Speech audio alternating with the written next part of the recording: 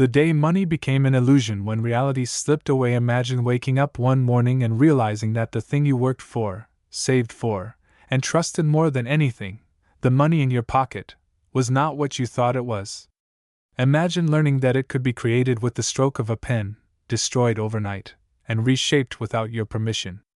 For most people, this sounds like science fiction or a paranoid conspiracy. Yet it already happened quietly, while the world continued with business as usual. The breaking point came in the early 1970s, though the story begins earlier. For centuries, money was tied to something physical, most often gold or silver. This connection gave it weight, both literally and metaphorically. A paper bill wasn't just paper, it was a claim on something scarce, something real. But in August of 1971, that thread was cut. With a short announcement broadcast on television, U.S. President Richard Nixon declared that dollars would no longer be exchangeable for gold. He called it a temporary adjustment, a technical fix to protect the nation. But the truth was far bigger. The age of money backed by something tangible had ended. From that night onward, money existed purely because governments said it did. This shift didn't bring riots in the streets. Shops stayed open. Salaries still arrived. Life appeared normal. But beneath that calm surface, the foundation of the global economy had transformed forever. The trust between money and reality was broken. Humanity had entered a world where paper and numbers in a ledger replaced scarcity. From then on, money was no longer a representation of value. It was simply a promise floating in the air, waiting to be believed. The irony is that very few noticed. Newspapers covered Nixon's words, but the deeper implications were buried under political noise. Yet this moment would prove as significant as any war, treaty, or invention. The modern financial system was born in silence, not with explosions, but with the quiet signing away of gold's anchor. But why did it happen?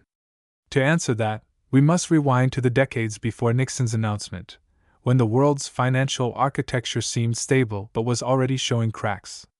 The unraveling of anchors after the destruction of the Second World War, leaders met in 1944 in Bretton Woods, New Hampshire, to design a new system for global finance. The United States emerged as the economic powerhouse, with 2/3 of the world's gold reserves and the strongest industrial base. The agreement was simple in theory. Every major currency would tie itself to the US dollar, and the dollar itself would be tied to gold, $35 for 1 ounce.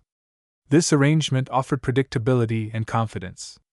Trade could flourish, inflation stayed manageable, and gold served as the ultimate referee. But the system required discipline, and discipline rarely survives politics. By the 1960s, America was overspending, first on an increasingly expensive war in Vietnam, and second on new domestic programs meant to transform society. The US printed dollars and sent them overseas in massive amounts. Meanwhile, the gold in Fort Knox stayed relatively fixed. Foreign governments saw the imbalance and began demanding gold for their paper. It was a bank run on a national scale. Faced with the prospect of losing its reserves, Washington made a fateful choice: shut the door. Nixon's announcement ended the convertibility of dollars into gold, promising the change was temporary. But just like a bridge that is closed for repairs and never reopens, the gold window stayed shut permanently. By the mid-1970s, all pretense was gone. Money was fiat, created by decree, sustained by belief. What made this revolutionary wasn't only the act itself but its consequences. For the first time in modern history, there was no natural limit on how much money could exist. Governments could expand the supply indefinitely. Banks could extend credit without worrying about gold reserves. Central bankers had discovered a new lever of power. Money was whatever they declared it to be. It seemed liberating at first. The rigid boundaries of the gold standard gave way to flexibility. But with flexibility came temptation. And history shows what rulers do when temptation is placed before them.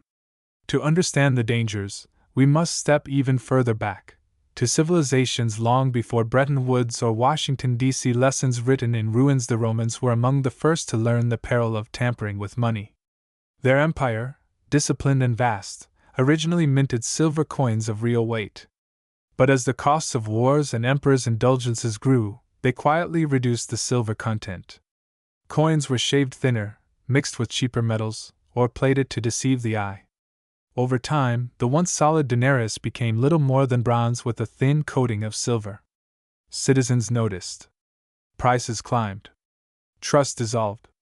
Eventually, markets collapsed into barter, and the empire's proud economy stumbled into chaos. Rome's power faded not only through military overstretch but also through monetary decay. Centuries later, the Yuan dynasty in China tried a bold innovation: paper currency.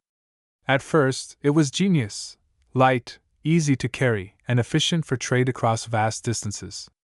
But rulers fell to the same temptation. Why collect taxes painfully when you can print at will? The presses churned, the paper multiplied, and confidence evaporated. Soon, merchants rejected the notes, inflation spiraled, and the experiment collapsed in flames. Fast forward to modern times, and the pattern repeats. Germany after the First World War drowned in reparations. To meet obligations, its government printed money feverishly. At first, this seemed practical. But soon prices doubled in weeks, then in days, until citizens hauled wages in wheelbarrows. Children crafted kites from worthless bills. The collapse wasn't just economic, it cracked society itself, fueling extremism and laying the groundwork for catastrophe. Or consider Argentina in the last century, defaulting repeatedly on its debt. Each cycle looked the same: overspending, inflation, devaluation, collapse. Citizens adapted by storing US dollars in secret or fleeing into real estate, and more recently, cryptocurrencies. Living under constant monetary failure became a way of life. These examples are not accidents. They are warnings. When money is disconnected from tangible value, rulers inevitably exploit the freedom. They overspend, they overprint, and ordinary people pay the cost. Nixon's decision in 1971 was not a deviation. It was the largest chapter in an old story, but with one key difference. This time, the entire world was tied to the same fragile system. The age of endless debt. Once the gold link was broken, money became a tool of policy rather than a measure of value. Central banks and governments discovered they could manipulate it endlessly, lowering interest rates, expanding credit, fueling growth through artificial means. What began as an emergency measure evolved into an addiction. The 1970s brought stagflation, high prices with stagnant growth. Painful, yes, but survivable. By the 1980s and 1990s, leaders believed they had found the formula. Economists preached that monetary policy could fine-tune the economy like an engineer adjusting gears. Confidence in central bankers became almost religious. Each crisis was met with the same prescription: more liquidity, more debt, more intervention. The dot-com bubble burst. Cut rates. The housing bubble collapsed in 2008. Print trillions. The pandemic froze the world in 2020? Stimulus on a scale never seen before. Each solution created the illusion of stability, but beneath the surface, the system was accelerating, not stabilizing. Like a shark that must keep swimming or suffocate, the global economy became dependent on ever-expanding debt. The numbers tell the story. In 1970, U.S. federal debt stood around $370 billion. Today it exceeds $34 trillion. Global debt is so massive it can no longer be grasped by ordinary imagination. Prices reflect the erosion. Gold, once $35 per ounce, now trades above $2,000. Homes once affordable to middle-class families now require lifetimes of debt. Wages rise, but never enough to match the inflation of assets. The middle class shrinks, wealth concentrates, and generations feel the squeeze. Yet people are told this is normal, that inflation is manageable, that debt is sustainable. But history whispers another truth: no system built only on trust lasts forever. Confidence is fragile, and once it breaks, collapse arrives swiftly. And here lies the paradox. The world today is more connected than Rome, more globalized than the Yuan dynasty, more technologically advanced than Weimar Germany. Yet the foundation of it all, the money itself, is still just paper, digits, and faith. And now, even that foundation is evolving into something new. The future of control. The 21st century has introduced the next stage in money's transformation: digital currency. Already, most transactions are electronic, numbers flashing across screens. But governments are going further, developing central bank digital currencies, or CBDCs. They promise speed, efficiency, and traceability. Every transaction instant, every payment secure.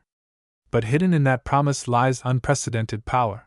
Imagine a world where every dollar, euro, or yuan is programmable.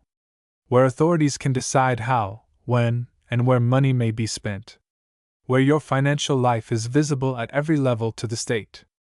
In such a world, money is not just an illusion of value, it becomes a lever of control. At the same time, alternatives have emerged. Bitcoin, created in 2009 after the global financial crisis, was designed as digital gold, a currency with fixed supply, ruled by code instead of politicians. Its supporters see it as an escape from endless printing, a safeguard against fiat's inevitable decay. Yet it too is volatile, speculative, and not yet ready to serve as everyday money for billions. Perhaps it is part of the solution, or perhaps it is another chapter in the same saga of human invention and temptation. The deeper lesson is not about which asset wins, gold, Bitcoin, or digital fiat. The lesson is about power. Each time money moves further from something tangible, those in power gain freedom, while ordinary people inherit risk. Governments borrow beyond measure, corporations profit from speculation, and citizens struggle to preserve the value of their work. So what can be done? The first step is honesty. Stop pretending debt doesn't matter, or that inflation is always temporary, or that authorities always know what they're doing. History shows the cycle clearly. The second step is protection, not blind faith in a single, magic, asset, but broad awareness, financial literacy, and resilience. True wealth is not merely what you hold in a bank, it is knowledge, adaptability, and the ability to navigate when illusions finally collapse, because collapse does come. The Roman denarius, the Yuan dynasty's paper, Weimar's banknotes, all remind us that when trust dies, money dies. And when money dies, societies change forever. The day money stopped being real was not just August 15, 1971. It is every day that we choose to forget what money truly is, not nature's law, but a human invention. Seashells, salt, silver, paper, digits, all temporary. The warning is clear: permanence is the greatest illusion of all. And perhaps, if we understand this history, we can prepare for what comes next.